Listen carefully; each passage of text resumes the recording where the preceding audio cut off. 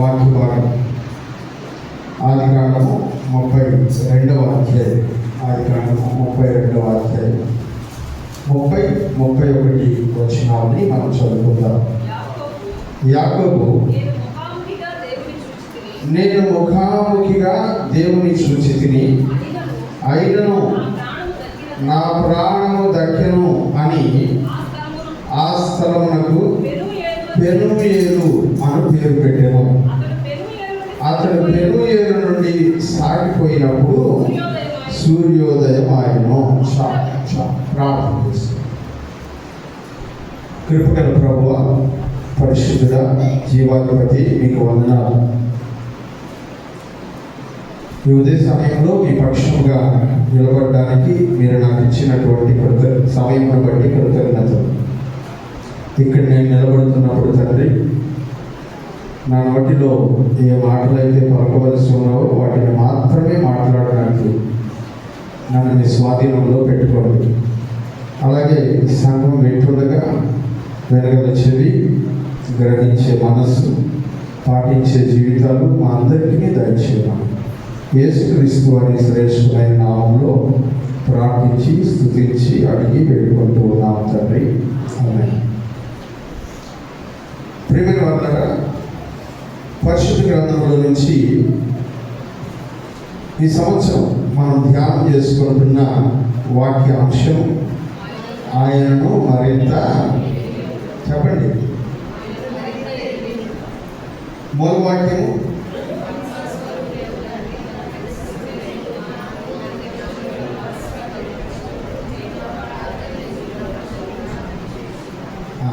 ఇక్కడ రానండి, అలా రాదు కాబట్టి మీరు నేర్చుకుంటారు. ఎఫెసీయులకు రాసిన పత్రిక 1వ అధ్యాయము 17-19 వచనాల వరకు ఉన్నటువంటి వాక్యాన్ని మూలవాక్యంగా మనం ధ్యానం చేసుకుంటూ ఉన్నాం. మహిమా స్వరూపేయుడు తండ్రి తనను తెలుసుకుంటే ఎందు జ్ఞానము ప్రత్యక్షత గల మనస్సును మీకు అనుగ్రహించినట్లు నా ప్రార్థన ఎందు మిమ్మల్ని గురించి విజ్ఞాపన చేయించున్నాను. ఇది మూలవాక్యంగా మనము దేవుని వాక్యాన్ని ధ్యానం చేయడం ప్రారంభించాము. గడిచినటువంటి కొంతకాలంగా పూర్వకాలంలో ఉండబడినటువంటి భక్తులు దేవుని గురించి ఏం తెలుసుకున్నారు అనే విషయాల గురించి మనం నేర్చుకుంటూ ఉన్నాం. దేవుని గురించి వాళ్ళ అనుభవాలు ఏంటి, వాళ్ళు ఏం నేర్చుకున్నారు, దేవుని గురించి వాళ్ళు ఎలా తెలుసుకున్నారు అనేటువంటి విషయాల్ని మనం ధ్యానం చేసుకుంటూ దేవునితో స్నేహం చేసినటువంటి అబ్రహాము గురించి మొదట మాట్లాడుకున్నాం. అబ్రహాము దేవుని గురించి మాట్లాడుతూ పరిశుద్ధ గ్రంథంలో ఆయన అంటున్నాడు, అబ్రహాము ఆయనతో అంటున్నాడు, యెహోవా ఈరే అన్నాడు. యెహోవా ఈరే, ఆయనే చూసుకుంటాడు, అన్నిటినీ ఆయనే చూసుకుంటాడు అనేటువంటి అర్థాన్ని మనం దేవుని గ్రంథంలో చూస్తాం. రెండవదిగా హాగరు దేవుని గురించి చెప్పినటువంటి మాటల గురించి మనం చదువుకున్నాం. ఆవిడ అనేది రోయి అని పిలిచింది, అంటే నన్ను చూచుచున్న దేవుడు. అబ్రహాం అన్నాడు ఆయన చూసుకుంటాడు, కానీ హాగర్ అంటుంది నన్ను చూస్తూ ఉన్నటువంటి దేవుడు ఆయన అని చెప్పింది. ఆ తర్వాత ఇస్సాకు గురించి మనం దేవుని వాక్యంలో ధ్యానం చేసుకున్నాం. ఇస్సాకుకి ఆయన రహబోతు దేవుడుగా కనబడ్డాడు. రహబోతు అనగా ఎడము కలుగజేయువాడు అని అర్థం. హల్లెలూయా. ఎడము కలుగజేయువాడు అంటే మనల్ని మన శత్రువుల యొద్ద నుంచి, మన యొక్క వ్యాధుల దగ్గర నుంచి, మనల్ని చుట్టుకున్నటువంటి అపవాది కార్యముల నుంచి మనకు ఎడము కలుగజేసేటువంటి వాడు, మన పాపముల నుంచి మనకు ఎడము కలుగజేసేటువంటి వాడు, మన విరోధుల నుంచి మనకు ఎడము కలుగజేసేటువంటి వాడు. అందుకనే ఇస్సాకు ఫిలిష్తీయుల చేతుల్లో నుంచి దేవుడు ఆయన తప్పించి ఎడము కలుగజేసినందుకు కృతజ్ఞతగా ఇస్సాకు అన్నాడు, నా దేవుడు మా నాన్నకు యెహోవా ఈరేగా కనబడ్డాడు, హాగర్ గారికి ఏమో ఆయన రోయిగా కనబడ్డాడు, నాకు ఆయన ఎలా కనబడుతున్నాడు అంటే రహబోతు దేవుడుగా కనబడుతూ ఉన్నాడు, ఎడము కలుగజేయ దేవుడుగా కనబడుతూ ఉన్నాడు, ప్రమాణం చేసేటువంటి బెయేర్షెబా దేవుడుగా కనబడుతూ ఉన్నాడు అని ఇస్సాకు చెప్పడాన్ని మనం గమనించాం. ప్రియులారా, గత భాగంలో మనము యాకోబుని గురించి దేవుని వాక్యాన్ని మనం చదువుకుంటున్నప్పుడు యాకోబు అంటున్నాడు, బేతేల్ అన్న అంటున్నాడు, అనగా బేతేలు దేవుడును అని చెప్పుకున్నాడు ఆయన. హల్లెలూయా. ఏ బేతేలు అనగా నేను బేతేలు దేవుడును అని చెప్పుకున్నాడు. బేతేలు దేవుడు ఎలా అయ్యాడు అనేటువంటి విషయాన్ని గడిచిన వారంలో మనం ధ్యానం చేసుకున్నాం. దేవుడు ఆకాశంలో నిలవబడి ఆకాశం నుంచి నేలకు ఒక నిచ్చెన వేసి ఆ నిచ్చెన మీద దేవుని దూతలు ఎక్కుచు దిగుచు ఉండగా అక్కడ ఆ రోజున ఆ స్థలంలో దేవుడు ఆ దర్శనాన్ని ఆయనకు కనపరిచినప్పుడు ఆ దర్శనాన్ని చూసినటువంటి యాకోబుతో దేవుడు మాట్లాడాడు, ఇదిగో ఈ స్థలము నేను నీ పితరులకు ఇస్తానన్నటువంటి స్థలం. నువ్వు ఇక్కడి నుంచి బయటకు వెళుతున్నావు, నువ్వు వెళుతున్నటువంటి ప్రతి స్థలంలో నేను నీకు తోడై ఉండేదను, నేను నిన్ను కాపాడుతాను, మరలా ఇక్కడికి తీసుకుని వస్తాను అని దేవుడు వాగ్దానం చేస్తే ఆ వాగ్దానం నమ్మినటువంటి యాకోబు లేచి తాను తలగడగా చేసుకున్నటువంటి రాతిని నిలబెట్టి దాని మీద నూనె పోసి దానికి బేతేలు అనగా దేవుని ఇల్లు అనేటువంటి పేరు పెట్టాడు. ఆ స్థలమునకు దేవుని ఇల్లు అని పేరు పెట్టి దేవునికి మాత్రము బేతేలు దేవుడు అనగా దేవుని మందిరమును ఏర్పరచు దేవుడు అని పేరు పెట్టాడు ఆయనకి. అందుకనే ఏల్ బేతేల్ అనేటువంటి మాటని పరిశుద్ధ గ్రంథంలో మనము నేర్చుకున్నాం గత వారంలో. మరి ఈరోజు కూడా యాకోబు జీవితంలో దేవుడు చాలాసార్లు చాలా విధాలుగా ఆయన పరిచయం చేసుకున్నాడు దేవుడు. అబ్రహాం అయితే ఒకే మాటలో చెప్పేశాడు. అబ్రహాము దేవుడి విషయంలో ఆయన నన్ను చూసుకునేటువంటి దేవుడు, నాకు ఏ ఇబ్బంది వచ్చినా ఏ కష్టం వచ్చినా ఏ దుఃఖం వచ్చినా ఆయన చూసుకుంటాడు, కాబట్టి నేను దాని గురించి టెన్షన్ పడాల్సిన అవసరం లేదు అని ఆయన అంటూ ఉన్నాడు.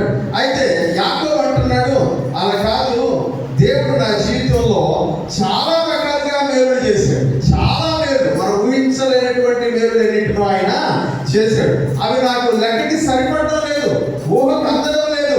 ఆయన గురించి ఎన్నిసార్లు వర్ణించినా సరిపోనన్నటువంటి విషయాలు నా జీవితంలో ఉన్నాయి అని యాకోబు చెప్తూ గత వారంలో ఆయన బేతేలు దేవుడిగా ప్రత్యక్షమయ్యాడు అని చెప్తూ ఉండగా ఈ వారంలో దేవుడు ఆయనకు ప్రత్యక్షమైనటువంటి విషయాన్ని గురించి దేవుని వాక్యంలో మనం చదువుకుంటూ ఉన్నాం. ప్రియమైనటువంటి వాళ్ళారా, ఇక్కడ దేవుని వాక్యంలో ఆయన అంటున్నాడు,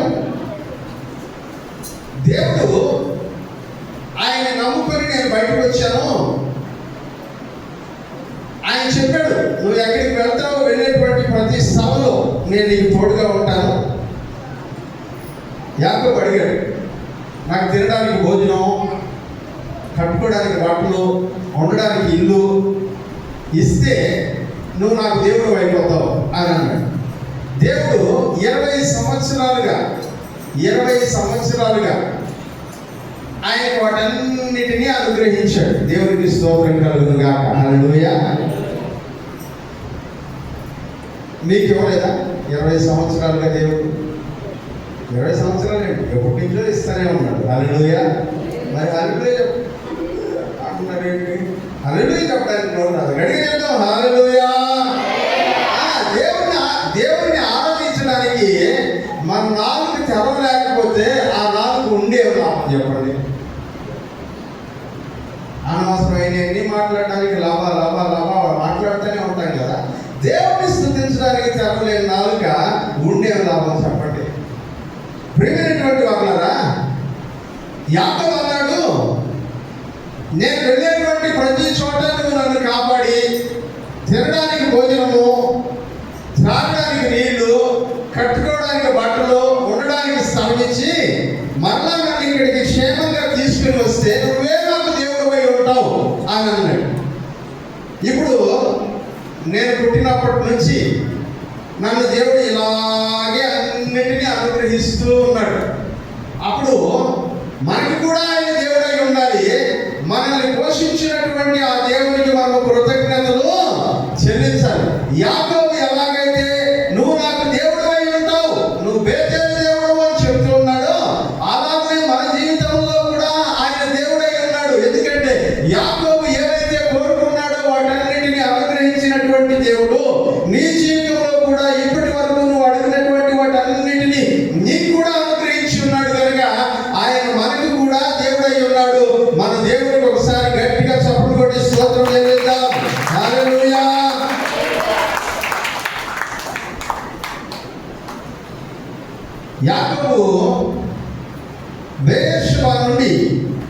హారానికి వెళ్ళాడు.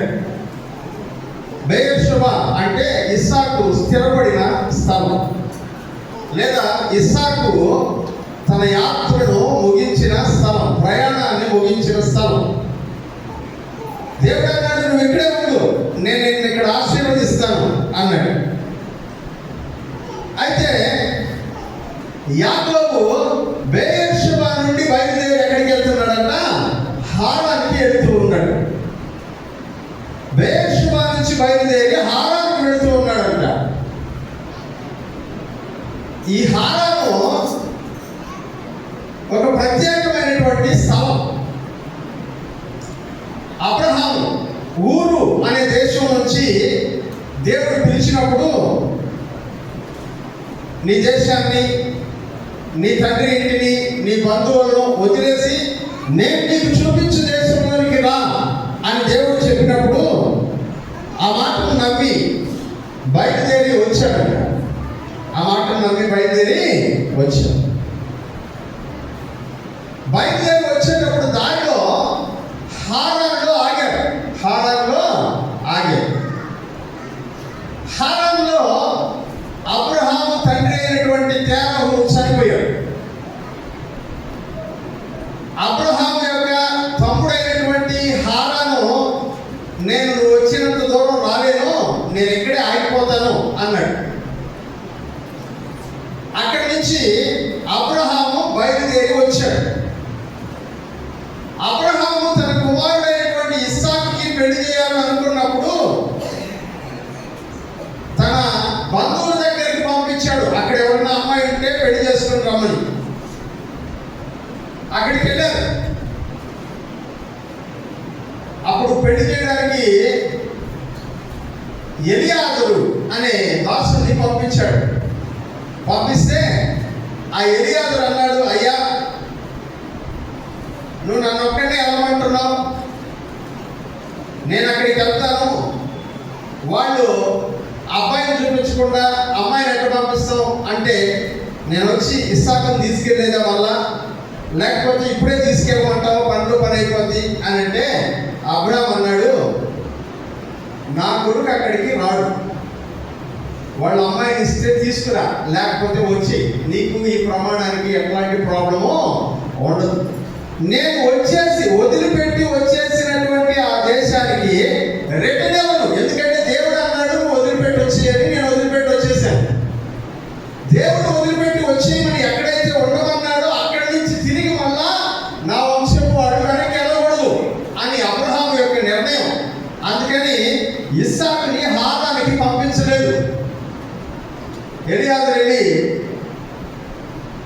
ఇట్లా అన్నాడండి, మా యజమానుడైన అబ్రహాము, మీకు మా అబ్రహాం గారి మీద నమ్మకం ఉంటే అమ్మాయి పంపించండి, తీసుకెళ్తానంటే వాళ్ళ ఇంట్లో వాళ్ళు సంతోషంగా పంపించారంట రిబ్కాని. రిబ్కా కూడా సంతోషంగా వచ్చింది. హల్లెలూయా. నేను అది చదువుతున్నప్పుడు నాకు ఒక క్వశ్చన్ మార్క్. మీకు ఎప్పుడన్నా వచ్చిందో లేదో ఆ ప్రశ్న నాకు తెలియదు. రిబ్కా 2 పిల్లలు కలిగింది. వాళ్ళు పెరిగి పెద్దవాళ్ళు అయిపోయినారు. ఇస్సాకు తన జీవితంలో ఎప్పుడైనా హారానికి వెళ్ళాడా అంటే బైబిల్లో మనం చదవం. రిబ్కా ఒకసారి వచ్చింది, అక్కడి నుంచి బయలుదేరి మళ్ళా తిరిగి హారానికి వెళ్ళినట్టుగా చూడం కదా. ఇప్పుడే మండుతుంది నా మీద, ఈ పాయింట్ చెప్తుంటేనే చాలా మందికి లోపల మండిపోతాం.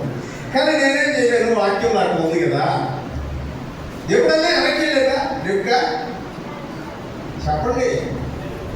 బైబిల్లో మీరు చదువుతున్నారు కదా, నేను చదివినాను, మీరు కూడా చదువుతున్నారు కాబట్టి ఒకవేళ ఎప్పుడైనా రిబ్కా వెనక్కి వెళ్ళింది అనే మాట మీకు కనబడితే నాకు చెప్పండి. రెండోది, ఇస్సాకు తన మామగారి ఇంట్లో అడుగు పెట్టాలి. ఇస్సాకు మామగారి ఇంట్లో అడుగు పెట్టాలి. ఎక్కడన్నా చూసినారో మీరు? నేను చూడాల. మీరు చూస్తే చెప్పండి మళ్ళీ నాకు, నేను సరిదిద్దుకుంటాను. సరేనా? ఇంకెప్పుడన్నా వాక్యం చెప్పేటప్పుడు నేను తప్పైపోయిందని ఒప్పుకుంటాను. కానీ నేను చదివినంత వరకు నాకు ఎక్కడ కనబడదు. ఇస్సాకు వెళ్ళాల. రిబ్కా వెళ్ళలా. కానీ ఇస్సాకు తన కుమారుడైనటువంటి యాకోబుని హారానుకు వెళ్ళమని చెప్తున్నాడు. హారానుకు వెళ్ళమని చెప్తున్నాడు. అబ్రహాం వద్దనుకున్నాడు, ఇస్సాకు వద్దనుకున్నాడు, రిబ్కా వద్దనుకునింది. దేవుడు మనల్ని వదిలిపెట్టి వచ్చేయమన్నటువంటి ఆ దేశానికి రిటర్న్ వెళ్ళకూడదు అని దేవుడు చెప్పాడు. కాబట్టి నేను వెళ్ళాలని తీర్మానంతో వాడు స్థిరంగా ఉంటూ వాళ్ళు ఒక దగ్గర కాంప్రమైజ్ అయ్యి యాకోబుని హారానుకు వెళ్ళమని చెప్పి పంపించాడు. హారాన్ అనేది ఒక మజిలీ. మధ్యలో ఆకలేస్తే అన్నం తినడానికి హోటల్ దగ్గర ఆగుతాం అంతే. హోటల్ దగ్గర ఆగితే భోజనం చేసి వచ్చేస్తాం, హోటల్ దగ్గరే ఉండిపోము. అట్లాగే హారాన్ కూడా అబ్రహాం జీవితంలో ఇప్పుడు హారాన్కి రిటర్న్ పంపిస్తున్నాడు. ఎందుకంటే అక్కడి నుంచి ఒక అమ్మాయిని పెళ్లి చేసుకొచ్చుకో అని చెప్పి పంపిస్తూ ఉన్నాడు. కానీ అబ్రహాం పంపించిన పెళ్లి చేసుకొచ్చుకోని ఇస్సాకుని. కానీ ఇస్సాకు పంపిస్తున్నాడు, అక్కడికి వెళ్ళి పెళ్లి చేసుకోవచ్చు అని చెప్పి పంపిస్తున్నాడు. యాకోబు వచ్చాడు, పెళ్లి చేసుకున్నాడు. అక్కడి నుంచి కదలలేకున్నాడు. ఎన్ని సంవత్సరాలంట? 20 సంవత్సరాలు. ఎన్ని సంవత్సరాలంట? 20 సంవత్సరాలు అయిపోయింది ఇల్లు వదిలిపెట్టేసి.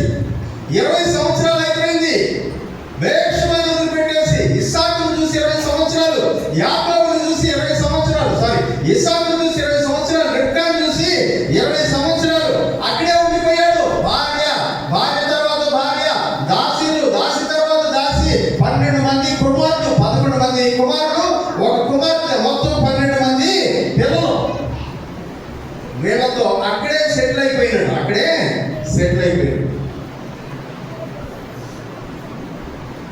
ఎన్నో ప్రతికూల పరిస్థితుల మధ్యలో దేవుడు యాకోబుని ఆశీర్వదించాడు. హల్లెలూయా. అన్ని ప్రతికూల పరిస్థితులే. ఏదో కొంచెం సంపాదించి దాచిపెట్టుకుందాం అని అనుకుంటే ఇమీడియట్గా లాభం వచ్చేస్తాడు. అక్కడికి లాభం వచ్చేసి, ఇదిగో ఫలానా దగ్గర ఫలానా లాస్ అయింది, ఆ లాస్ నాకు సంబంధం లే, నువ్వే ఇయ్యాల. ఆ గొర్రెలు నేను 100 లెక్క పెట్టించిన, నీకు పిల్లలు 150 వచ్చినాయి, మొత్తం 250 గొర్రెలు ఉండాలా. ఇదిగో వాటిలో నీ భాగం 75 తీసుకో, మిగతా భాగం నాది. ఈ మిగతా భాగమైనటువంటి ఈ గొర్రె పిల్లలతో నీకు సంబంధం లేదు, మొత్తం 175 నావే అని చెప్తే యాకోబు అంటున్నాడు, అదిగో ఒక రోజున ఎలుగుబంట్లు వచ్చి ఒక 5 గొర్రెల్ని ఎత్తుకెళ్ళిపోయాయి. నాకు సంబంధం లేదు దాంతో, నా 100 నావే, నాకు రావాల్సిన పిల్లలు నావే, ఇక వాటికి నాకు సంబంధం లేదు. ఆ నష్టపడింది కదా నువ్వే, ఏదో కొంచెం మన దగ్గర మిగులుతుంది కదా అని అనుకుంటే దానికోసం ఎప్పుడో ఒకడు రెడీగా కాసుకుంటున్నాడు. నష్టపోయిందంతా యాకోబు లెక్కలో పడితే ఉంది. యాకోబు చెప్తాడు ఆ బాధ అంతటికీ తన భార్యలకు, పోగొట్టుకున్నదంతా నాదే పోగొట్టుకున్నాను, కానీ మీ తండ్రి ఇంటిలో నుంచి పోగొట్టుకునేది లేదు. నేను 10 రూపాయలు సంపాదించుకుంటున్నాంలే, ఇదిగో ఈ 10 రూపాయలు వచ్చే సంవత్సరం 11 రూపాయలు అవుతుందిలే, ఆ తర్వాత సంవత్సరం 12 రూపాయలు అవుతుందిలే, నా జీతం పెరుగుతూ పోతుంది కదా అని అనుకుంటే యాకోబు అంటున్నాడు, నా జీతాన్ని తగ్గించుకుంటా వచ్చావు నువ్వు అంటున్నాడు. నా జీతాన్ని తగ్గించుకుంటా వచ్చేసావు. ప్రతికూలమైనటువంటి పరిస్థితుల్లో ఎదగడానికి ఎంత కష్టపడ్డా కూడా అభివృద్ధి చెందినటువంటి పరిస్థితుల మధ్యలో యాకోబు ఉన్నప్పటికీ కూడా దేవుడు యాకోబును ఆశీర్వదించాడు. హల్లెలూయా. ఇప్పుడు దేవుడు అన్నాడు, ఆశీర్వదించిన తర్వాత యాకోబు నువ్వు ఇక్కడ ఉండొద్దు, బయలుదేరి నేను నీకు చెప్పాను కదా నిన్ను మరలా ఇక్కడికే తీసుకొస్తానని, ఆ దేశానికి బయలుదేరాడు అని చెప్పాడు. ఆ మాటని తన భార్యలిద్దరిని పిలిపించుకొని వాళ్ళిద్దరితో చెప్పాడు, దేవుడు నాతో ఇట్లా మాట్లాడాడు. గత రాత్రి దేవుడు నాతో సెలవిచ్చాడు. ఏమన్నాడంటే, ఇక్కడ ఉండొద్దు, నువ్వు నీ దేశానికి వెళ్ళిపో, నీ తండ్రి ఇంటికి వెళ్ళిపో, నీ తండ్రి దేవుడునైనటువంటి యెహోవాను నేను నీతో మాట్లాడుతున్నాను, బయలుదేరి వెళ్ళు అని చెప్తే, ఆ మాట తన భార్యకు చెప్తే వాళ్ళు కూడా సరే అన్నారట. అందుకని ఇన్ని రోజులు 20 సంవత్సరాలు పెంచి పెద్ద చేసి సాకి పిల్లనిచ్చి పిల్లకాయలు పెంచి అన్ని చేసినటువంటి మామ కూడా చెప్పకుండా రాత్రికి రాత్రి అన్ని మూట కట్టుకొని బయలుదేరి వచ్చేసారు. ఇస్సాకు ప్రయాణంలో కొన్ని అడ్డంకులు ఉన్నాయి. మొదటి అడ్డంకి లాభం, చెప్పకుండా వచ్చేసాడు కదా. అందుకని లాభాలు వెనక్కి తరుముకుంటూ వచ్చాడంటే ఇస్సాకుని తరుముకుంటూ వస్తే ఒక చోటకు వచ్చిన తర్వాత కలుసుకున్నాడు. ఏంట్రా కనీసం ఒక మాట చెప్పకుండా వచ్చేసావు అని అంటే, నువ్వు నా భార్య బిడ్డల్ని తీసుకొని బానియకుండా ఆపేస్తామని భయపడి నేను నీకు చెప్పకుండా వచ్చేసాను. ఎందుకంటే ఈసారి నేను అడిగాను మా ఇంటికి వెళ్ళిపోతానని, నువ్వు ఏదో ఒక సాకు చెప్పి నన్ను ఇంటికి వెళ్ళిపోనివ్వకుండా ఇక్కడే ఆపేస్తున్నావు. కాబట్టి నేను నీకు చెప్పకుండా వెళ్ళిపోదాం అనుకుని వచ్చేసాను. సరే నువ్వు వచ్చేసావు, నా ఇంట్లో ఉండేటువంటి దేవతల విగ్రహాలు ఎందుకు తెచ్చేసావు అంటే, యాకోబు అన్నాడు, నేను తాకం కూడా తాకలేదు, ఎక్కడున్నాయో తీసుకో, ఎత్తుకో, ఉంటే తీసుకెళ్ళిపో, ఎవరైనా తెచ్చుంటే వాడు చచ్చిపోతాడు, నేనైతే తాకలేదు అని అన్నాడు. కానీ యాకోబుకు తెలియకుండా యాకోబు యొక్క భార్య అయిన రాహేలు ఎత్తుకొచ్చుకునేదంట. హల్లెలూయా, హల్లెలూయా. యాకోబు యొక్క భార్య అయిన రాహేలు వాళ్ళ నాయన ఇంట్లో నుంచి విగ్రహాలు తెచ్చుకునేదంట. దాంతో చెప్పడానికి తెలియదు, తెచ్చుకోలేదు. కానీ నాయనకి కనబడకుండా జాగ్రత్త పడి నాయన మోసం చేసి ఎలాగో బయటపడ్డారు. బయటపడ్డ తర్వాత ఇప్పుడు యాకోబు మనసులో ఇంకొక అడ్డంకి, అదేంటో తెలుసా? 20 సంవత్సరాలు అయిపోయింది, నేను వెళ్తున్నాను, మా అన్న నా మీదకి వచ్చి నా మీద పడి సంకేస్తాడేమో ఒక భయం. 20 సంవత్సరాలు అయిపోయింది, అయినా కూడా 20 సంవత్సరాల నుంచి ఆ భయం ఆయన మనసులో ఉంది. వెళ్తే మా అన్న సంపేస్తాడేమో, కానీ తెలుస్తుంది ఎవరంట? దేవుడు. అందుకని యాకోబు ఆ రోజంట లాభాన్ని వెళ్ళిపోయిన తర్వాత ప్రయాణం అయి కొంచెం దూరం ముందుకు వచ్చేసిన తర్వాత యోర్దాను నది దగ్గరికి వచ్చాడు. యోర్దాను నది దాటితే అవతలికి వెళ్ళిపోతే వాళ్ళు ఉంటున్నటువంటి ఊరికి వచ్చేస్తారు, దగ్గరలో ఉంటారు. బేతెలకు బేర్షెబాకు దగ్గరలో ఉంటారు.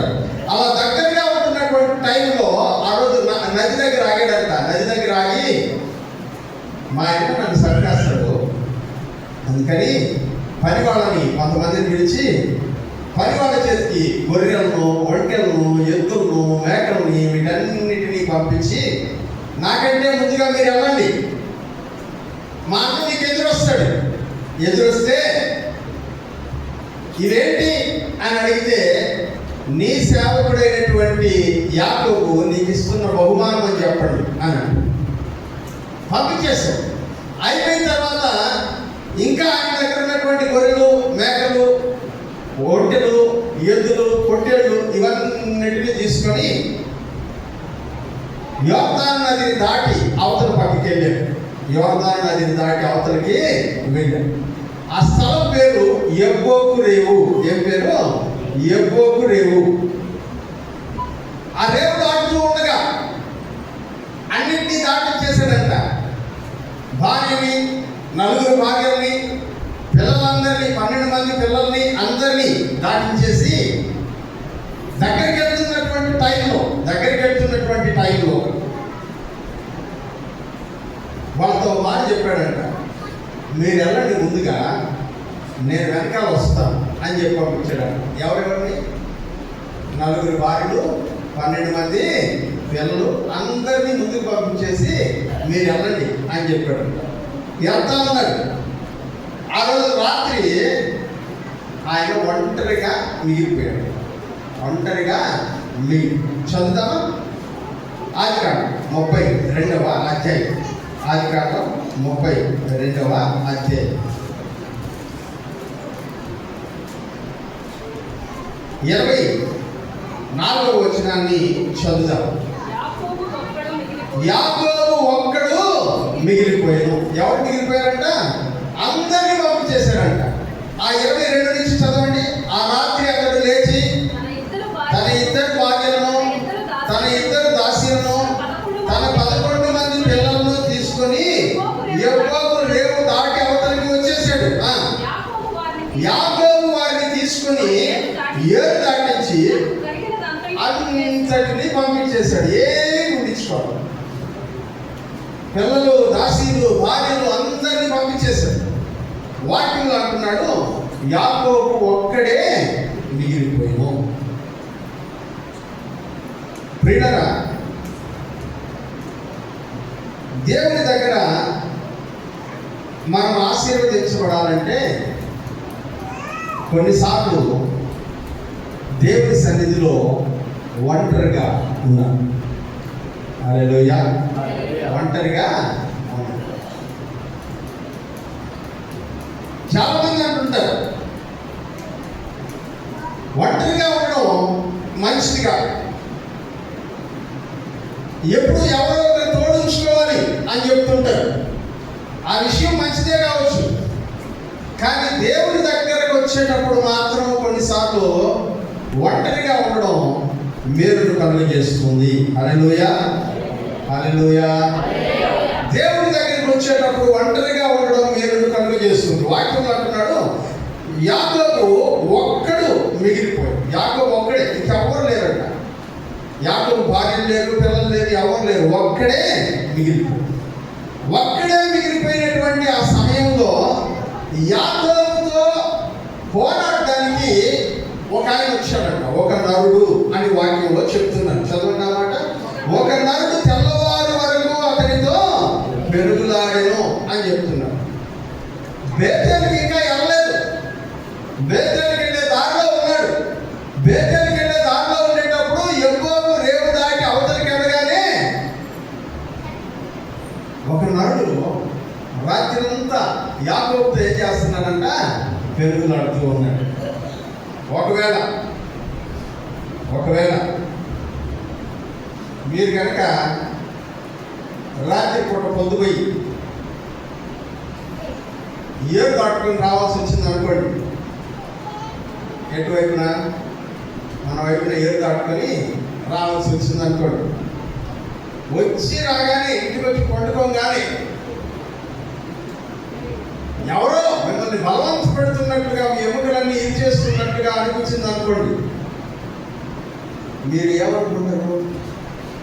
నాయన వచ్చేసింది రాత్రి, మనతోటే వచ్చేసింది దెయ్యం, అందువల్ల ఈ పోరాటం అని అనుకుంటుంటారు. మీరు జాగ్రత్త ప్రియులారా, జ్ఞాపకం పెట్టుకోండి, ప్రతిదీ అపవాది కాదు, ప్రతిదీ అపవాది కాదు.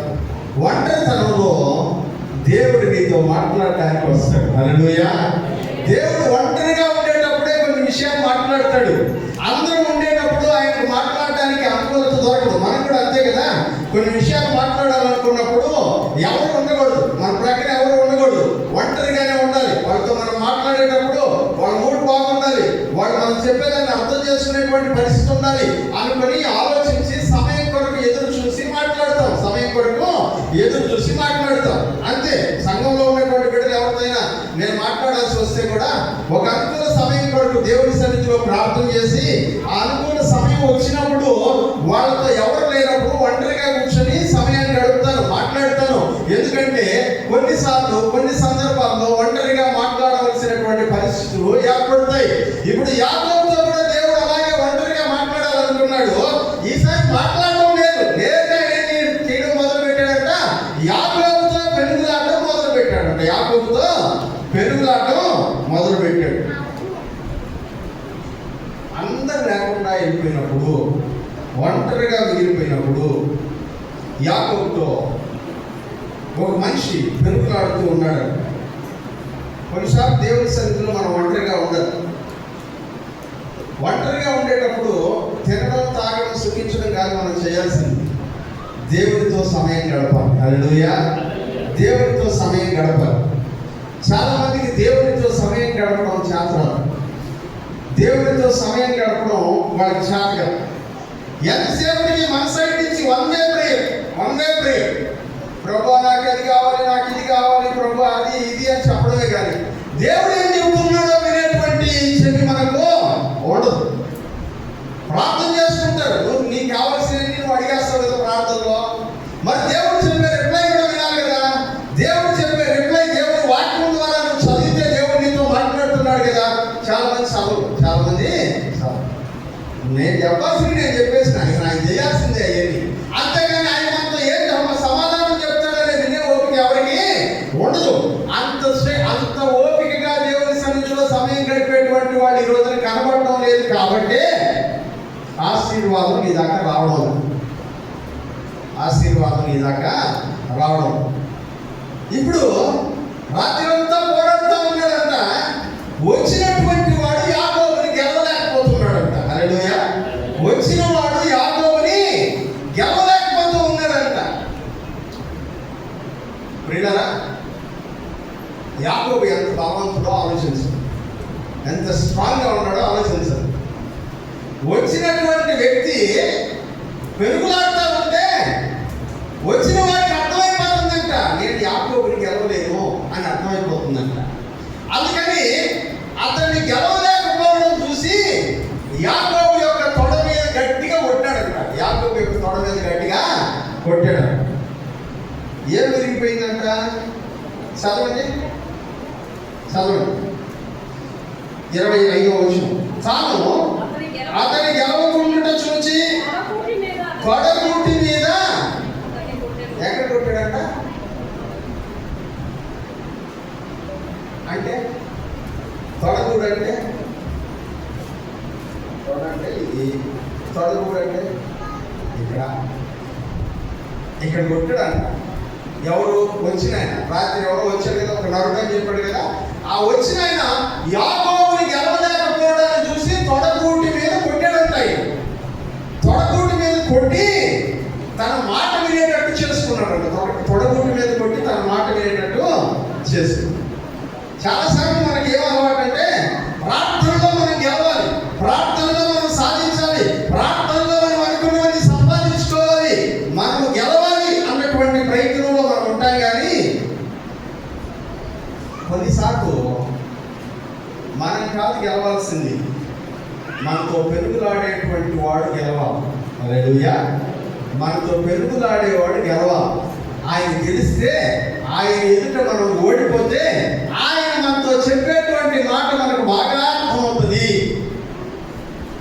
అందుకనే కొన్నిసార్లు మనం ఓడిపోతుంటాం, కొన్నిసార్లు మన ప్రయత్నాల్లో విఫలమవుతుంటాం, కొన్నిసార్లు మన బలము చేత కొన్నిటిని సాధించలేకపోతూ ఉంటాం.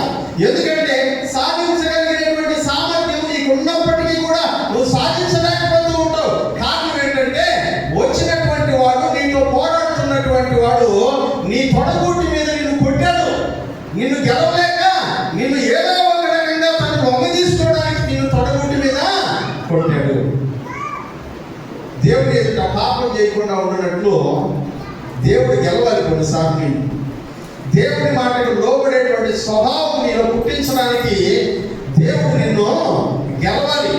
ఈ లోకంతో పోటీ పడి పరిగెడుతున్నటువంటి నువ్వు దేవుడి వైపు పరిగెత్తించడానికి కొన్నిసార్లు దేవుడు నిన్ను గెలవాలి. దేవుడు నిన్ను విరిచి గెలిచినప్పుడు, నువ్వు ఆయన ఎదుట వెరగొట్టబడినప్పుడు దేవుని ఆశీర్వాదం నీకు దొరుకుతుంది. అంతేగాని ఎప్పుడూ మనమే గెలవాలి అన్నటువంటి తాపత్రయంలో పరిగెట్టకూడదు. ప్రియమైనటువంటి వాడు, ఇప్పుడు పెరుగులాడినటువంటి వాడు ఏం చెప్తున్నాడో చదువుదాం. 26వ వచనం. ఆయన తెల్లవారుచున్నది కనుక నన్ను పోనిమ్మనగా అతడు, నువ్వు నన్ను ఆశీర్వదిస్తేనే కానీ నేను పోని. ఇప్పుడు ఆయన చెప్తున్నాడు, ఎండబడిపోతుంది, వచ్చిన వాడు వెళ్ళిపోవాలనుకుంటున్నాడు. రాత్రి అంతా పెరుగులాడిన వాడు వెళ్ళిపోవాలనుకుంటున్నాడు. నన్ను వెళ్ళను, నేను వెళ్ళిపోవాలి అని అంటే యాకోబు ఏమంటున్నాడు? నేను పంపిస్తా, నువ్వు నన్ను. పెరుగులాడటం అంటే గెలవడం కాదు.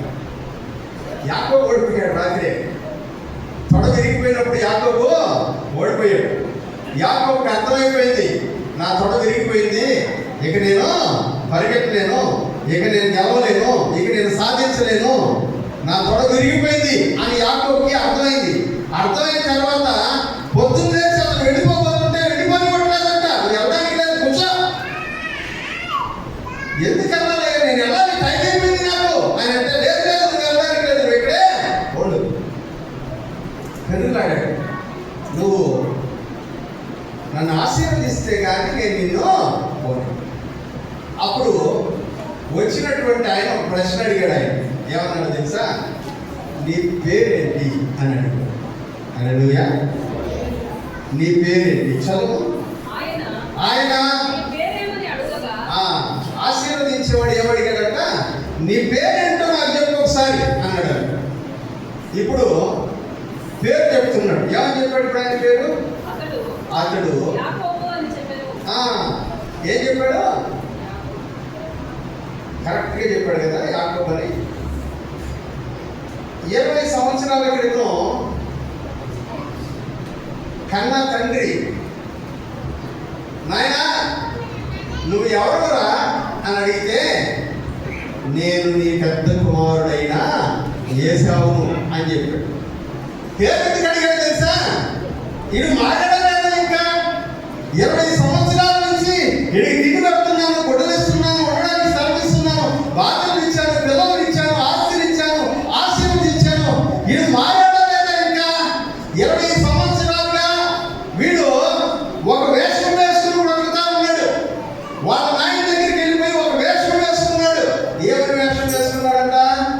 నేను నీ పెద్ద కుమారుడైన ఏశావును.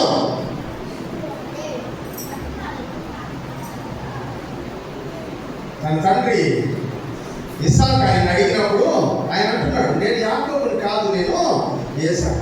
ఆయన అంటున్నాడు, నీ స్వరము యాకోబు స్వరం లాగా ఉంది, నువ్వు దగ్గరికి రా, నేను నిన్ను చూస్తానంటే పైకి వెళ్ళాడంట.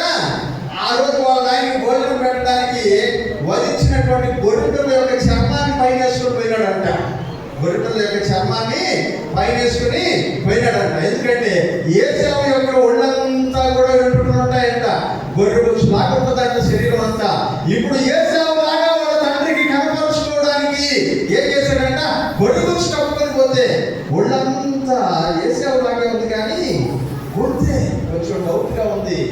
గొంతే కొంచెం డౌట్గా ఉంది. ఇట్లాగైనా దగ్గరికి రా, నేను ఒకసారి కౌగులించుకుంటాను గడ మీద పడి అని అంటే ఎన్ని కౌగులించుకున్నాడంట. కౌగులించుకునేటప్పుడు ఏం చేశాడో తెలుసా? వాళ్ళ అమ్మ ఏశావు యొక్క స్వెటర్ ఒకటి ఉంటే ఆ స్వెటర్ ఇచ్చిందంట. ఆ స్వెటర్ ఇస్తే ఏశావు స్వెటర్ వేసుకోగానే ఏశావు దగ్గర వచ్చేటువంటి స్మెల్ గుర్తుపట్టాడంట ఆయన. హల్లెలూయా. స్మెల్ గుర్తుపట్టి ఏమంటున్నాడు తెలుసా? ఇదిగో నా కుమారుడి యొక్క సువాసన అంటాడు. హల్లెలూయా. నా కుమారుడి యొక్క సువాసన ఇదిగో. చదువుతారా మాట ఒకసారి? నా కుమారుడి యొక్క సువాసన.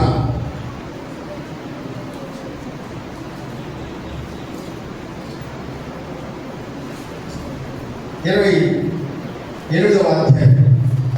27వ అధ్యాయం. 27వ అధ్యాయం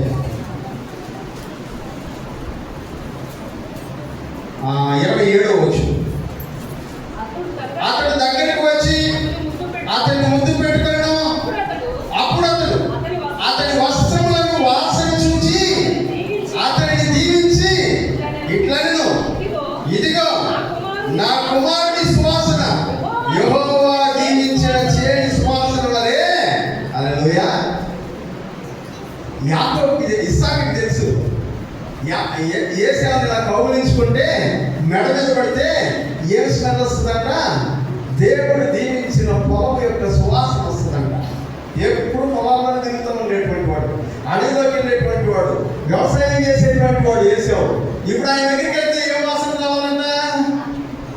పొలం యొక్క సువాసన. అందుకనే మెడ మీద పడి అలా కౌగిలించుకోగానే పొలం యొక్క సువాసన వచ్చిందంట. అందుకని నువ్వు నా కుమారుడే అని ఏశావు అనుకొని యాకోబుని దీవించేశాడు. ఇప్పుడు ఇంకొకసారి దీవెన అడుగుతున్నాడు. ఇంకొకసారి అప్పుడు కూడా ఎందుకు వెళ్ళాడు? నన్ను ఆశీర్వదించాడు వెళ్ళాడు. ఇప్పుడు ఈయన దగ్గరికి వెళ్ళి కూడా పెరుగులాడుతూ ఏమడుగుతున్నాడు? నన్ను ఆశీర్వదించు. ఇప్పుడు అడుగుతున్నాడు, ఈసారి నీవే కరెక్ట్గా చెప్తావా లేదో చూద్దాం, నీ పేరేంటి అని అడిగితే ఇప్పుడు ఏమంటున్నాడు ఆయన?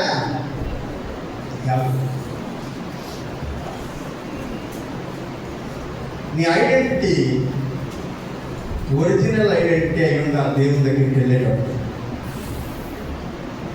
గుర్తింపు. ఎందుకంటే మోసపోవడానికి ఆయన ఇస్సాకు కాదు. హల్లెలూయా. మోసపోవడానికి ఆయన ఇస్సాకు. ఎందుకంటే ఇస్సాకు కడు లేకపోతే కడు చూశాడు, వాసన చూశాడు, తాకి చూశాడు. కానీ దేవుడు ఏం చూస్తాడు తెలుసా? హృదయం లోతుల్లో చూస్తాడు. హల్లెలూయా. ఆశీర్వాదం కావాలని ఆయన పాదాలు పట్టుకునేటువంటి సమయంలో నువ్వు ఎవరు అని అడిగితే ఒరిజినల్గా నువ్వెవరో అది చెప్పాలి దేవుని దగ్గర. అంతేగాని మోసపుచ్చేటువంటి వేషం వేసుకుని దేవుని దగ్గరికి వెళ్ళకూడదు. దేవుని ఎదుటికి వెళ్ళేటప్పుడు నీ ఒరిజినల్ క్యారెక్టర్ ఏంటో దాన్ని చూపించాలి. జనాల మధ్యలో నువ్వు ఏమని చెప్పుకుంటున్నావో అది కాదు చూపించాల్సింది. జనాల మధ్యలో నేను పరిశుద్ధులని చెప్పుకోవచ్చు, జనాల మధ్యలో నేను ప్రార్థనా పరుడని చెప్పుకోవచ్చు, జనాల మధ్యలో నేను భక్తి గలవాడని చెప్పుకోవచ్చు. ఎవరి ఎదురు నువ్వు ఏం చెప్పుకున్నా సరే దేవుని దగ్గరికి వెళ్ళేటప్పుడు నీ ప్రార్థన జీవితం ఎప్పుడున్నదో తెలుసా? నీ హృదయం ఏమై ఉన్నదో దాన్ని క్రమరించగలిగేటువంటి వాడవై ఉండాలి. హల్లెలూయా. అందుకనే ఆమె అత్యంత కోపమైనటువంటి కారణం బట్టి నా హృదయం యెహోవా సన్నిధిని క్రమరించుకుంటున్నాను అని హన్నా దేవుని ఎదురు చెప్పడాన్ని మనము చూస్తాం. ఇంకా కవరింగ్ చేసుకోబాకండి, దేవుని దగ్గర మాస్క్ పెట్టుకోబాకండి, దేవుని దగ్గర వేషం వేసుకునేటువంటి ప్రయత్నము చేయబాకండి. మీ మాస్క్ తీసేయండి, మీ వేషం తీసేయండి. దేవుని దగ్గర యథార్థమైనటువంటి హృదయంతో దేవుని ఎదుట కనబడండి. ప్రియమైనటువంటి వాళ్ళు ఒకసారి ఆలోచించుకోండి. నీ హృదయంలో ఏం ఆలోచించుకుంటున్నావో అవన్నీ నీ ఎదుట ఉన్న వాళ్ళకి కనబడితే నీ హృదయం ఎంత అసహ్యమైనదిగా వాడు ఎదుర్కొంటుందో ఆలోచించుకో. నీ హృదయంలో ఆలోచించుకునేటువంటి ప్రతి విషయము కనుక నీ ఎదుట ఉన్నటువంటి వాడికి కనబడితే ఎట్లుంటుంది?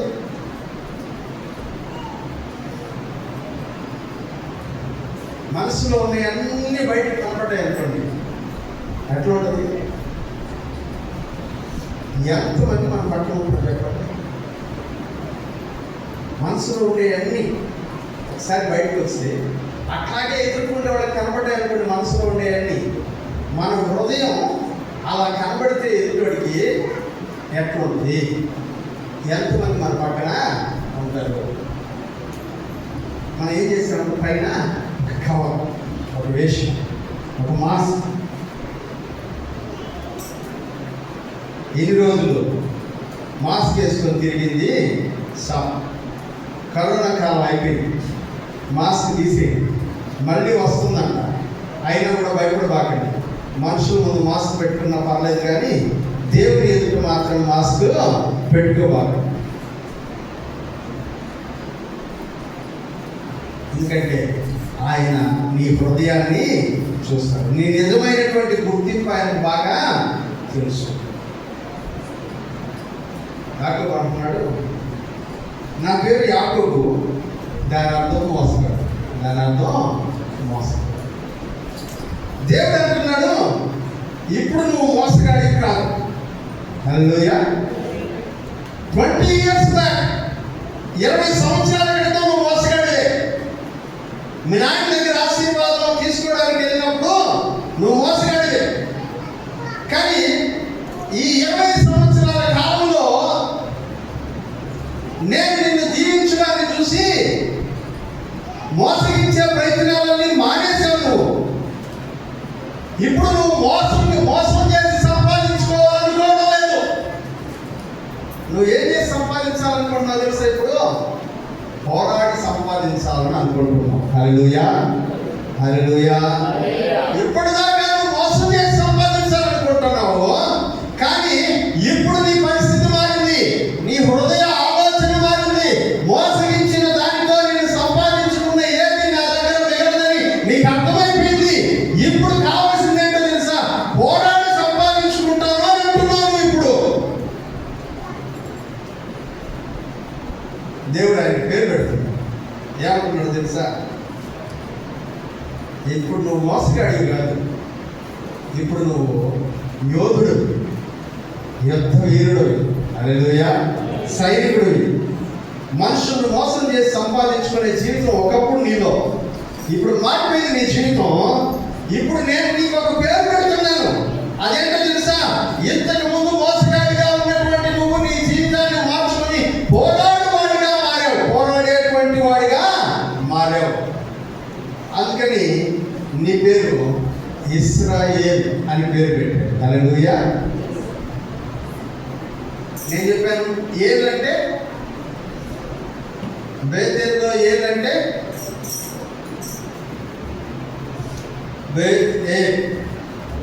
ఏలంటే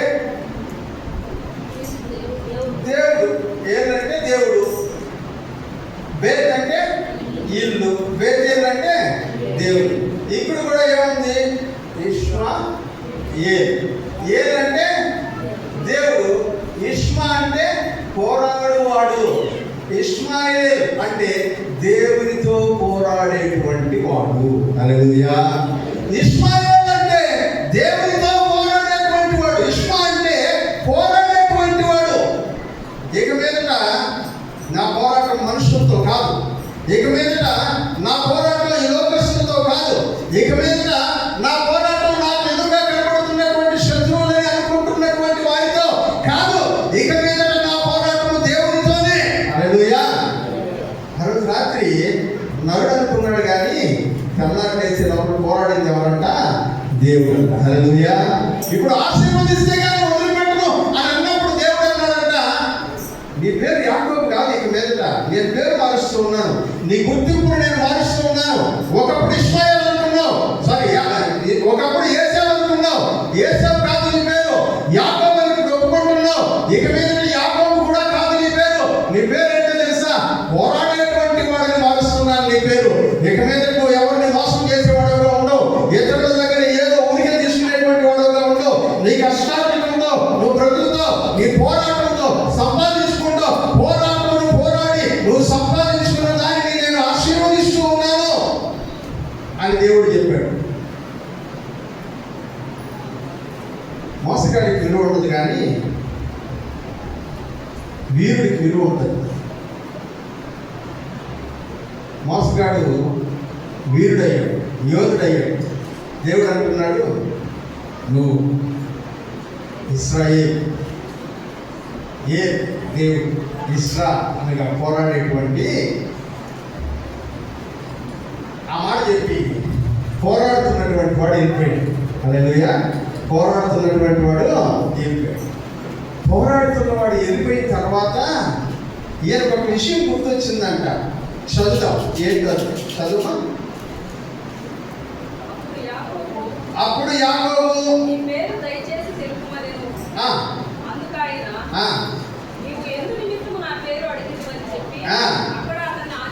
అతన్ని ఆశీర్వదించను.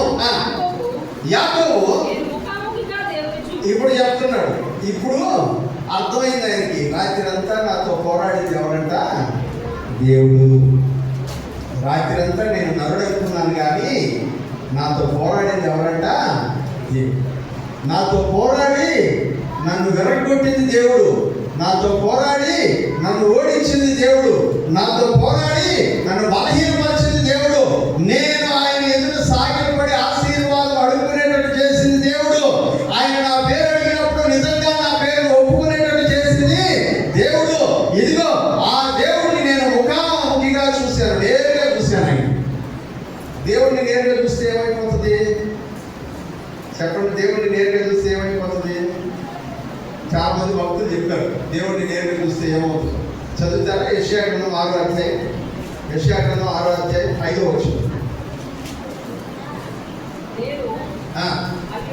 అయ్యో నేను అపవిత్రమైన పెదవులు గలవాడను, అపవిత్రమైన పెదవులు గల జనుల మధ్యన నివసించువాడును, నేను నశించింది రాజును సైన్యముల గణపతులకు యెహోవాను అంటున్నారా? ఆ దేవుణ్ణి నేను నా కళ్ళతో నేను చూశాను కాబట్టి నేను చచ్చిపోతాను అని ఎవరంటున్నారంట? యెషయా భక్తుడు, ప్రవక్త అయిన యెషయా అంటున్నాడు. దేవుడి కళ్ళతో చూస్తే మనం ఏమైపోతామంట? చచ్చిపోతామంట. ఇంకొక చాలా రెఫరెన్స్ ఉన్నాయి కానీ ఇంకొకటి మాత్రం చెప్పేసి నేను ముందుకెళ్ళిపోతాను. న్యాయాధిపతుల గ్రంథం 13వ అధ్యాయం 22వ వచనం చూద్దాం. న్యాయాధిపతుల గ్రంథం 13వ అధ్యాయం 22వ వచనం. ఆయన యెహోవా దూత అని మనోహ తెలుసుకొని ఏం చేశాడంటే ఆయన? మనము దేవుని చూచితిము కనుక ఖచ్చితంగా చచ్చిపోతాం మనం. ఏమైపోతామంట, చచ్చిపోతాం. ఇప్పుడు యాకోబు కూడా అదే ఫీలింగ్. నాతో పోరాడింది రాత్రి మనిషి అనుకున్నాను, కానీ నాతో పోరాడింది ఎవరంట, దేవుడు నాతో పోరాడాడు. దేవుడిని నేను ముఖాముఖిగా చూశాను, ఫేస్ టు ఫేస్ చూశాను అని అంటున్నాడు. ఆయన ముఖాన్ని నేను డైరెక్ట్ గా చూశాను. అంతేకాదు, ఇంకొక మాటలో చెప్పాలంటే నేను దేవుడిని ఎదుర్కొన్నాను. రాత్రి అంతా నేను దేవుడిని ఎదుర్కొన్నాను, దేవుడితో పోరాడాను. అయినను నా ప్రాణం నాకు దక్కింది, అయినను నా ప్రాణం నాకు దక్కింది. దేవుడిని చూస్తే కూడా ప్రాణం పోదు అనే విషయం నాకు ఇప్పుడు అర్థమైంది. దేవుని ముఖ దర్శనం చేస్తే కూడా నా ప్రాణం పోదని నాకు ఇప్పుడు అర్థమైంది. ఇది దేవుని ముఖము. హల్లెలూయా. అదేంటంట, దేవుని ముఖము. యాకోబు అంటున్నాడు, బేతేలులో ఉండే దేవుడు మాత్రమే కాదు,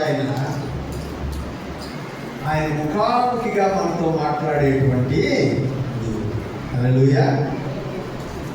అందుకని ఆ స్థలానికి ఏమని పేరు పెట్టాడంట, పెను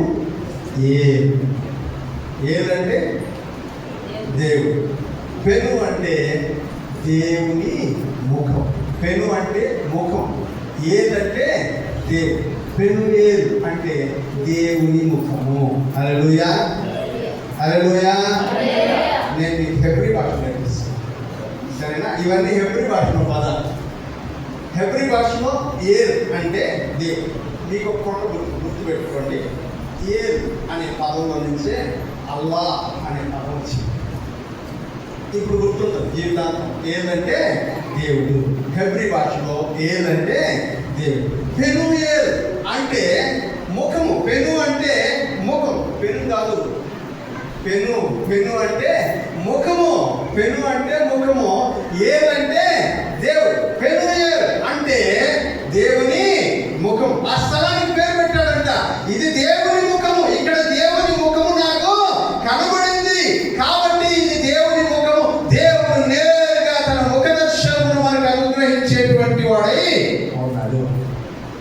చెప్తున్నాడు, యోర్దాను దాటి బేతేలుకి లోపల మధ్యలో అంట దేవుని ముఖాన్ని చూసి వెళ్ళాలంట. హల్లెలూయా.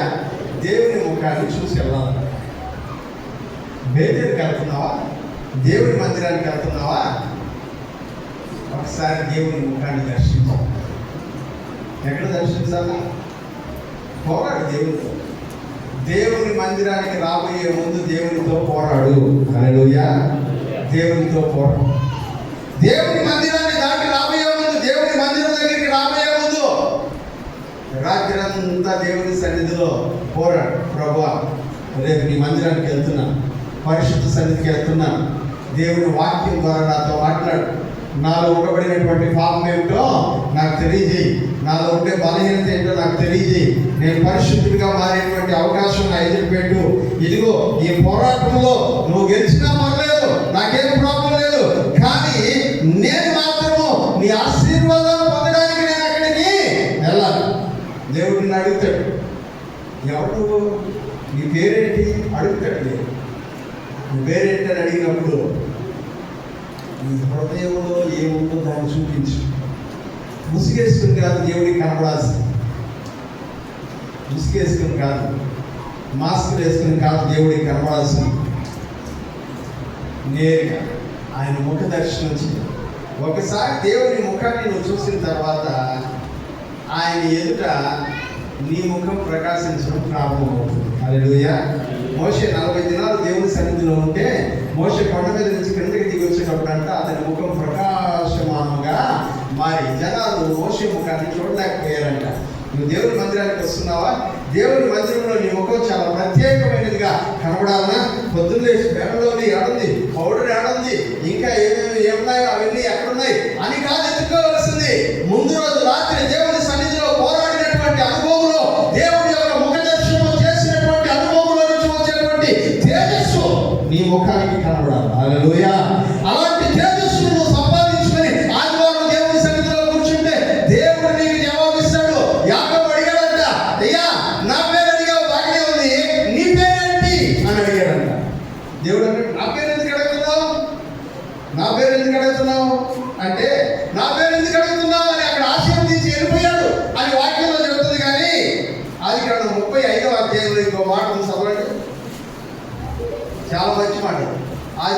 35వ అధ్యాయం. ఆదికాండం 35వ అధ్యాయం 9, 10 పక్కన చదువు. యాకోబు పద్దనరాము నుండి వచ్చుచుండగా దేవుడు తిరిగి అతనికి ప్రత్యక్షమై అతడిని ఆశీర్వదించెను. అప్పుడు దేవుడు అతనితో, నీ పేరు యాకోబు, ఇక మీదట నీ పేరు యాకోబు అని పిలువబడదు. ఏం పేరంటే నీ పేరు ఇశ్రాయేల్, దేవునితో పోరాడేటువంటి వాడు అని చెప్పి అతనికి ఇశ్రాయేలు అని పేరు పెట్టాను. మరియు దేవుడు, హల్లెలూయా. యాకోబు అడిగాడు కదా అక్కడ, ప్రభువా నీ పేరేంటి అని అడిగితే దేవుడు జవాబు చెప్తున్నాడు. ఏమని చెప్తున్నాడు తెలుసా? చెప్పండి. సర్వశక్తి గల